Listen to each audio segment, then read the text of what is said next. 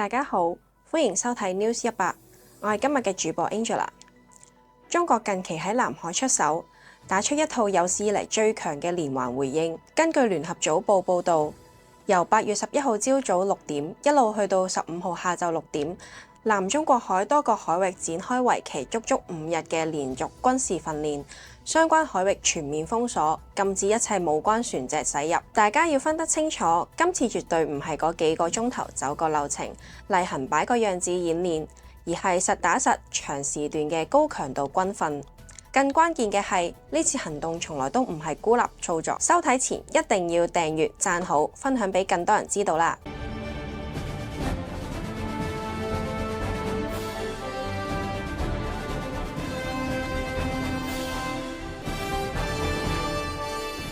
早喺8月1號，解放軍已經喺黃岩島搞海空聯合演訓，搭配海警維權執法演練。8月3號到7號，南海再啟動新一輪軍事訓練。訓練結束冇幾耐，即刻再接上8月11號至15號嘅連續5日訓練，將呢一連串嘅動作串埋一齊嚟睇，好清晰咁樣可以睇到中國嘅應對節奏。菲律賓向前拱一步，搞一次試，中國嘅反制力度就即刻升一級、硬一級。所以今次最值得深究嘅根本唔係有軍演呢3個字，而係點解要揀呢個時間、呢片海域，仲一開波就直接維持5日咁耐。對於軍事訓練而言，時間長唔代表單純火力咁猛，但足以證明今次絕非簡單嘅基礎科目演練。長時間駐訓意味住部隊可以完成完整嘅戰術科目切換，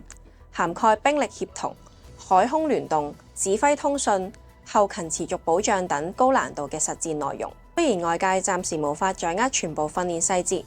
唔可以隨便等同於即刻備戰開打，但係從戰略信號層面嚟講，遠遠超過幾個鐘頭嘅象徵式演練，震懾力度十足，加上前期一連串嘅鋪墊，令今次訓練嘅戰略意義徹底拉滿。8月1號，除咗軍演同海警執法，中國仲正式出台黃岩島國家級自然保護區管理辦法，從法理層面坐實對黃岩島嘅絕對管轄權。緊接2輪密集軍訓，層層遞進，步步加壓，徹底擺脫過去嘅被動回應模式，轉為主動出擊、常態化管控。而呢一套強硬節奏，完全係針對菲律賓近期不斷升級嘅挑釁動作。早喺7月下旬，菲律賓就頻繁喺南海製造事端，多次非法闖入爭議海域。7月21號至25號，菲國仲勾結美國、日本搞海上聯合演訓，拉域外勢力入局搞局。去到7月31號，菲律賓更變本加厲向聯合國提出所謂黃岩島官方海圖，妄想透過國際輿論同外交手段炒作南海主權爭議，試圖蠶食中國領海主權。菲律賓心入邊嘅算盤其實一目了然，自知軍事實力遠遠唔夠中國打，根本唔敢正面同中國全面對抗，所以就一味將南海問題國際化，死拉美日等域外嘅國家入局，靠軍事結盟、輿論炒作、外交訴訟、法律碰瓷等多種手段，不斷為中國施壓。簡單講，自己手上冇籌碼，就拼命拉人入局，將個牌桌搞大，借外力撐腰壯膽。而美國亦都樂意睇到呢個局面。菲律賓位於西太平洋核心樞紐，緊貼台灣海峽同南海戰略要道，係美國佈局亞太、圍堵中國嘅關鍵支點。透過強化美菲軍事合作，美國就可以順理成章駐軍、部署裝備，擴大自身喺西太平洋嘅軍事存在，實現以小制大、借飛擾華嘅陰謀。但菲律賓始終睇錯局勢，誤以為有美國撐腰就可以肆無忌憚咁挑釁。須知代理人博弈最現實嘅真相就係，美國只會幕後撐腰、口頭力挺，絕對唔會為咗菲律賓嘅海上摩擦同中國爆發正面不可控嘅軍事衝突。最後所有軍事風險、代價同後果都會由菲律賓自己一手承擔。中國今次劃定5日封鎖訓練區，就係將呢個殘酷現實擺喺菲律賓眼前。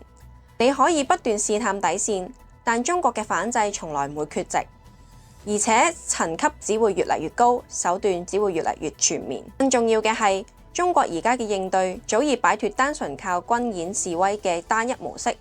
打出一套涵蓋法律、行政、執法、軍事、外交嘅立體組合拳。軍事演訓築牢安全底線，海警常態執法守住日常邊界，法規政策強化主權管轄，外交話語回擊。呢種全方位長效化嘅管控模式，先係大國海洋博弈嘅真正打法，唔係一時三刻嘅火力，而係長期穩定持續嘅力量投射。菲律賓最應該警惕嘅，從來唔係中國某一次高強度軍演，而係中國已經承認嘅逢挑必反、逢升必壓常態化嘅反制機制。你一次挑釁，中國一次回應；你一次升級，中國即刻加碼，徹底粉碎其以小博大、借外擾華嘅算盤。正如國防部同解放軍部多次強調，一切海上挑釁之事都只會迎嚟解放軍嘅堅決有力反制，所有後果一概由菲方自行承擔。外交警告、海警執法、軍事震懾、法理定權四管齊下，層層對應，步步逼緊，徹底終結菲律賓低成本挑事嘅幻想。事到如今，南海格局已經徹底逆轉。以往菲律賓仗住美國幕後撐腰，隨意喺邊境碰瓷搞局，覺得炒作一番就可以撈取政治資本。但而家中國嘅反制體系已經完全成熟，唔再被國際輿論同外部壓力綁手綁腳。5日嘅連續軍訓，除咗磨練部隊海空持續作戰、區域封控嘅實戰能力，更係向美菲聯合勢力發出最嚴肅嘅警告。無論美日點樣插手搞局，點樣同菲律賓搞軍事綁定，都改變唔到南海係中國主權海域嘅鐵人事實，亦都動搖唔到中國捍衛領土主權嘅決心同實力。菲律賓如果繼續心存僥倖，依附外力肆意挑釁，只會不斷透支自身戰略空間，最後得不償失。與其淪為大國博弈嘅棋子，白白承受對抗代價，不如回歸理性對話，先係守住自身利益嘅唯一出路。今日嘅分享就嚟到呢度。如果大家喜歡我哋嘅影片，請訂閱讚好我哋嘅頻道，就可以收到我哋影片嘅通知。多謝你嘅收睇，我哋下集再見，拜拜。